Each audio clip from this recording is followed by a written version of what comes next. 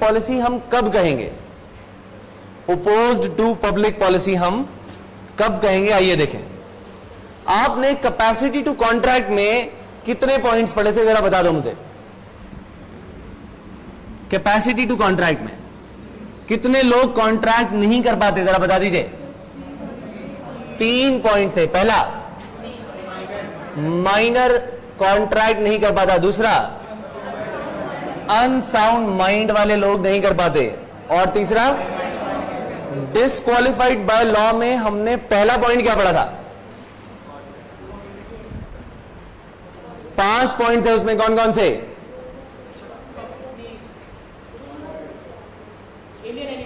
Alien enemy पहला point था। दूसरा, कॉरपोरेशंस और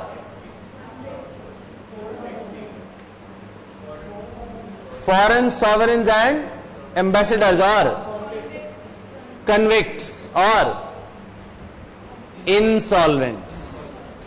ये 5 लोगों में हमने क्या कहा कि ये लोग कॉन्ट्रैक्ट में एंटर नहीं कर पाएंगे। इसमें एक एलियन एनिमी था कि नहीं? अगर आप किसी भी एनिमी से ट्रेड करते हो तो क्या वो वैलिड माना जाएगा? तो वॉर के टाइम में किया गया या वॉर शुरू होने से पहले किया गया, ये इस पर डिपेंडेंट है। हम जिस पॉइंट की बात करने जा रहे हैं अब, उसमें बहुत सारे सब पॉइंट्स हैं। ओपोज टू पब्लिक पॉलिसी की बात करेंगे हम, और ओपोज टू पब्लिक पॉलिसी में सबसे पहला है ट्रेडिंग विद एनिमी। अगर दुश्मन देश से, दुश्मन देश के लोगों से ड्यूरिंग वॉर कोई कॉन्ट्रैक्ट किया जाए, हां जी, ड्यूरिंग वॉर अगर कोई कॉन्ट्रैक्ट किया जाए, क्या माना जाएगा? कॉन्ट्रैक्ट तो कहलाएगा ही नहीं, कहलाएगा क्या? एग्रीमेंट। क्या कहलाएगा? एग्रीमेंट। और ये एग्रीमेंट क्या होंगे? वॉइड। क्यों? क्योंकि ये ओपोज्ड टू पब्लिक पॉलिसी है, पब्लिक के वेलफेयर के अगेंस्ट है ये। ठीक बात है कि नहीं? अब मान लिया जाए कि आप अपने दोस्त की प्रॉपर्टी को छुड़वाने के लिए, आपके दोस्त की प्रॉपर्टी पर किसी ने कब्जा कर लिया, अब वो चाहता है भी मेरी मदद करो, मैं उससे अपनी प्रॉपर्टी कैसे वापस लूं? आप कहते हो जी बताओ कैसी हेल्प चाहिए? वो कहता है जी कैसी आप हेल्प कर सकते हो? आपने कहा जी हम तो लीगल हेल्प भी कर सकते हैं और फाइनेंशियली भी हेल्प कर देंगे, तुम्हें कैसी चाहिए? उसने कहा दोनों चाहिए। तो अगर वो आपसे ये कहे कि मुझे लीगल और फाइनेंशियल हेल्प दोनों चाहिए, लीगल या फाइनेंशियल या फिर लीगल और फाइनेंशियल, दोनों दो या दोनों में से एक, किसी भी तरह की अगर आप हेल्प करते हो, किस काम के लिए? To recover property of another person, किसी दूसरे पर्सन की प्रॉपर्टी को रिकवर करने के लिए आप क्या कर रहे हो? बोलिए, लीगल या फाइनेंशियल हेल्प करते हो। तो ऐसे केस में ये 2 बातें आपके सामने लेकर आ सकती हैं। पहली बात कि after recovery of property, after recovery of property, property की रिकवरी होने के बाद 2 बातें हो सकती हैं। नंबर 1,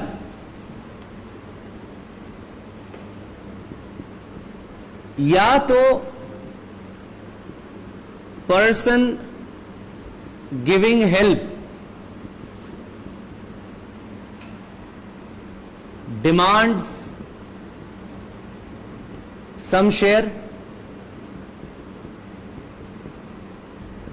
इन प्रॉपर्टी रिकवर्ड। ठीक बात है कि नहीं? वो क्या कहेगा, या आप क्या कहोगे अपने दोस्त से कि जी जब प्रॉपर्टी रिकवर हो जाएगी उसका 10% शेयर हम लेंगे। ऐसा हो सकता है कि नहीं? या फिर दूसरा case, person giving help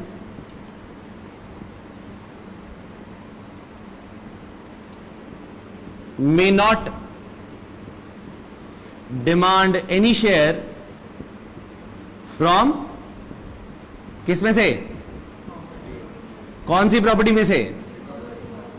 property recovered. कब रिकवर हुई होगी ये? केस करने के बाद। तो केस करने के बाद जो प्रॉपर्टी रिकवर हुई उसमें या तो आप अपना हिस्सा मांगोगे या हिस्सा नहीं मांगोगे। ये दो ही बातें हो सकती है कि नहीं? अगर आप उस प्रॉपर्टी में अपना हिस्सा मांग लेते हो, ठीक है जी, अगर वो डिमांड नहीं करता या वो डिमांड करता है, डिमांड करेगा तो ये कहलाएगा चैम्पर्टी। क्या कहलाएगा? चैम्पर्टी। और अगर वो डिमांड नहीं करता ये कहलाएगा मेंटेनेंस। क्या कहलाएगा? Maintenance. Is it clear? India में दोनों चीजें वैलिड है, चाहे आप किसकी बात करो, चैम्पर्टी की, चाहे मेंटेनेंस की। लीगल या फाइनेंशियल हेल्प की गई किसी दूसरे पर्सन की प्रॉपर्टी रिकवर करने के लिए, और after recovery of the property जो पर्सन हेल्प कर रहा है या तो वो शेयर डिमांड कर सकता है या वो शेयर डिमांड नहीं करेगा। अगर वो डिमांड करेगा तो कहलाएगी चैम्पर्टी, और अगर डिमांड नहीं करेगा तो कहलाएगी चैम्पर्टी, नहीं करेगा तो कहलाएगी maintenance. Is it clear to you? चले आगे। शर्त क्या है कि यहां पर जो केस फाइल किया गया है वो बोनाफाइड है। जो आप ये हेल्प कर रहे हो जिस पर्सन की, वो पर्सन वाकई प्रॉपर्टी का मालिक है। ऐसा नहीं कि आप दोनों ने विचार बनाया कि किसी की प्रॉपर्टी हड़प लेते हैं, तुम केस फाइल करो मैं तुम्हारी हेल्प करूंगा, प्रॉपर्टी आएगी आधी आधी कर लेंगे। ऐसा नहीं। यहां पर जो केस फाइल किए गए हैं, case filed by the party, case filed by the party must be bona fide. कैसा होना चाहिए? यानी जिस पर्सन को की प्रॉपर्टी है रिकवर करने में हेल्प कर रहे हैं वो वाकई प्रॉपर्टी का मालिक है। ठीक बात है कि नहीं? जरा जल्दी से नोट करिए।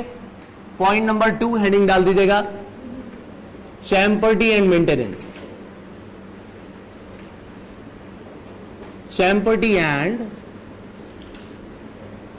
मेंटेनेंस, जल्दी से नोट करिएगा।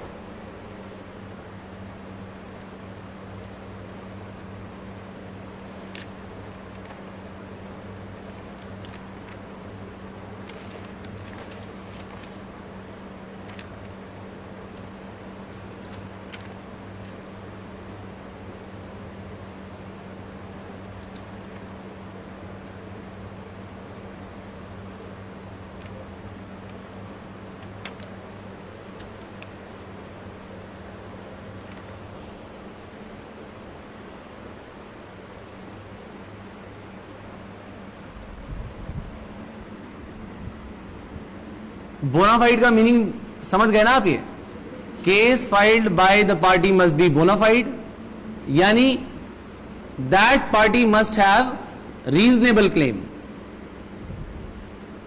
दैट पार्टी मस्ट हैव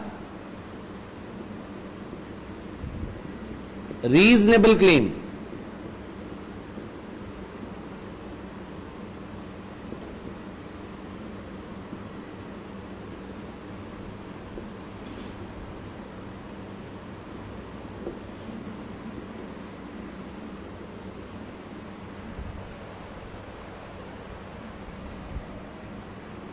इसके बाद ये सर्कल में लिख लीजिएगा, if the claim is not reasonable or is on false charges, means case is mala fide, यानी बैड फेथ में है, then these champerty and maintenance will be void. क्या मान लिए जाएंगे? void. और रीजनेबल क्लेम होगा तो क्या माना जाएगा? Contract is valid.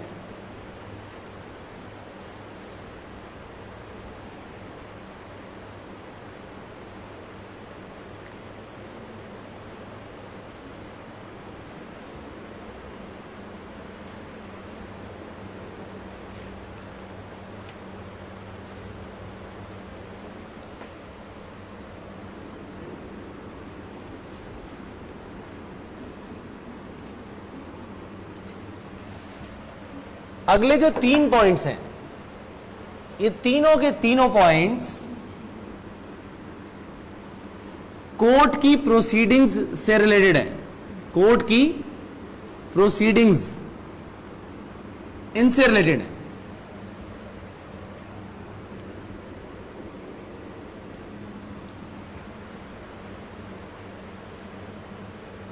Is it clear? Point number 3,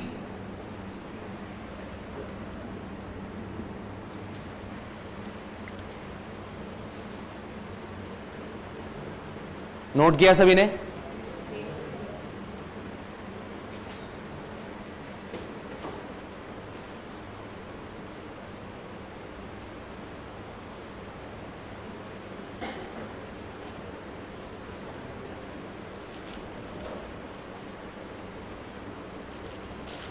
तो चैम्पर्टी एंड मेंटेनेंस क्लियर है सभी को? अब जो बात करने जा रहे हैं बहुत ही ज्यादा इंपॉर्टेंट है. ये 3 पॉइंट सारे के सारे कोर्ट की प्रोसीडिंग से रिलेटेड हैं, ध्यान रखिएगा. और सबसे ज्यादा पूछे जाते हैं, सबसे ज्यादा बच्चा कंफ्यूज ये 3 पॉइंट्स में होता है, इसलिए तीनों को हम साइमल्टेनियसली करेंगे. Is it clear? नोट करिए जल्दी.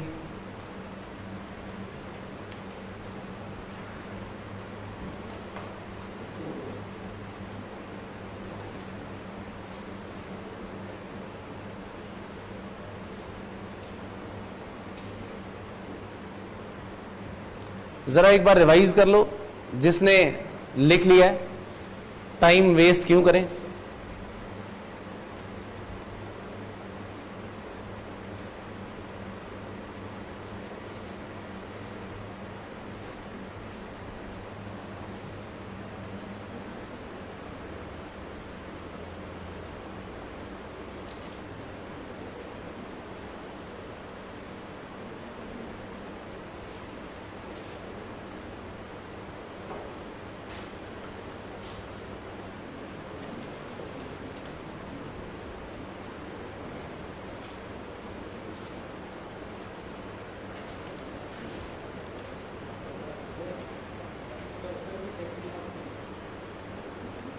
Then these champerty and maintenance will be void.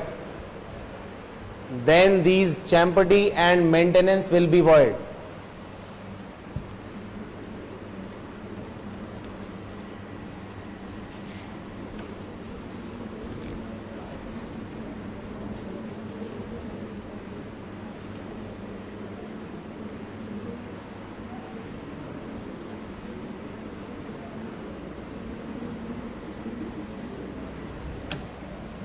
चलिए पॉइंट नंबर 3, ए ने बी को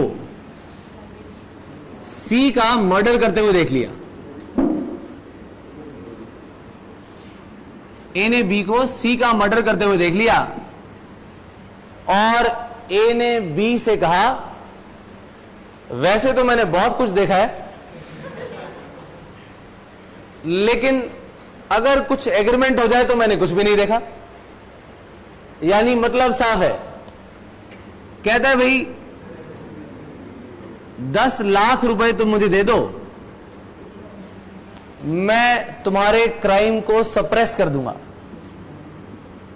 मैं किसी से नहीं कहूंगा कि तुमने ये मर्डर किया है। देखा जाए तो बी के खिलाफ प्रोसिक्यूशन होना चाहिए कि नहीं होना चाहिए, लेकिन ए ने इस एग्रीमेंट के थ्रू जो ये एग्रीमेंट किया, इस क्राइम को सप्रेस करने की कोशिश की, so that no case is filed against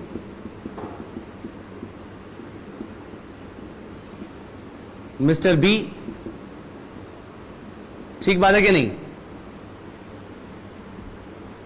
तो क्राइम को सप्रेस करने की बात की गई। इस एग्रीमेंट की क्या वैलिडिटी होनी चाहिए बताइए? क्या ये एग्रीमेंट वैलिड होगा? ये एग्रीमेंट वॉइड कहलाएगा। 10 लाख रुपए लेने के बावजूद भी अगर इसके बी के खिलाफ केस फाइल करवा दे तो क्या 10 लाख रुपए रिकवर हो सकता है? या वादा करने के बाद अगर बी 10 लाख रुपए देने से मना कर दे तो क्या कोई केस फाइल हो सकता है? यानी आपने केस फाइल होने ही नहीं दिया, प्रोसिक्यूशन होने ही नहीं दिया, यह कहलाता है स्टिफलिंग प्रोसिक्यूशन। क्या कहलाता है? Stifling prosecution. केस फाइल होने ही नहीं दिया, हालांकि कानूनी कार्रवाई होनी चाहिए थी, लेकिन कानूनी कार्रवाई होने से आपने बिल्कुल रोक दिया, क्राइम को सप्रेस कर दिया। ठीक बात है कि नहीं? आइए जरा नेक्स्ट बात करें।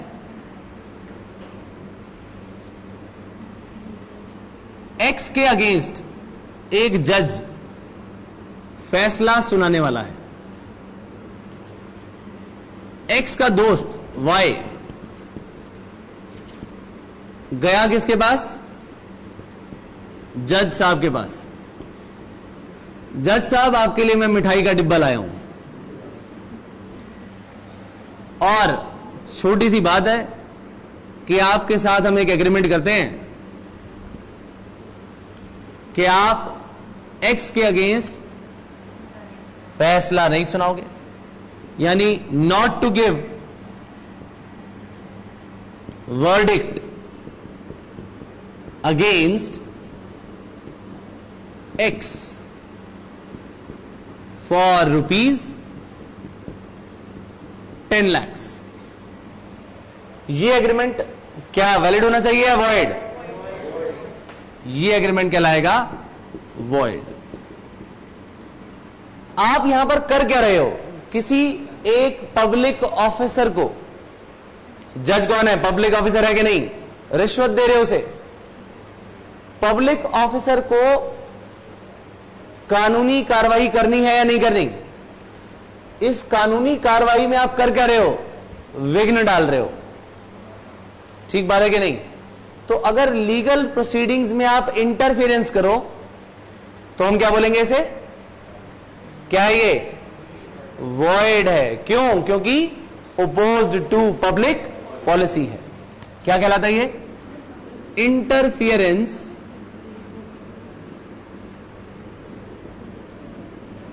In the course of justice, यानी न्याय होने से आप रोक रहे हो। अगर कभी कोई ऐसा एग्रीमेंट किया जाए जो न्याय होने से रोके, ठीक बात है कि नहीं, क्या कहलाएगा ये? वॉइड। इसी तरह से किसी विटनेस को पैसा देना, विटनेस को खरीद लेना, विटनेस को क्या कहना कि तुम्हें हम 10 लाख रुपए देंगे, तुम्हें क्या करना पड़ेगा? Don't appear in the court. किस काम के लिए? Not to appear. कोर्ट में अपीयर होने की कोई जरूरत नहीं है, या अपनी स्टेटमेंट चेंज कर लो, यानी विटनेस को किसी भी तरीके से खरीदा जाए, पैसा दिया जाए, ये सब क्या है? Interference in the course of justice. बात समझ आ गई सबको? इन दोनों में जरा डिफरेंस देखिए। पहले केस में तो कोर्ट में केस जाने ही नहीं दिया, क्राइम को सप्रेस कर दिया, ठीक बात है कि नहीं? दूसरे केस में कानूनी कार्रवाई चल रही है, चलती हुई कानूनी कार्रवाई को आपने क्या कर दिया? इंटरफेरेंस कर रहे हो, उसमें न्याय होने से रोक रहे हो। क्या कहलाएगा? Interference in the course of justice. और एग्रीमेंट क्या कहलाएंगे? वॉइड। या विटनेस को पैसा दिया स्टेटमेंट चेंज करने के लिए, ये भी क्या है? वॉइड। Point number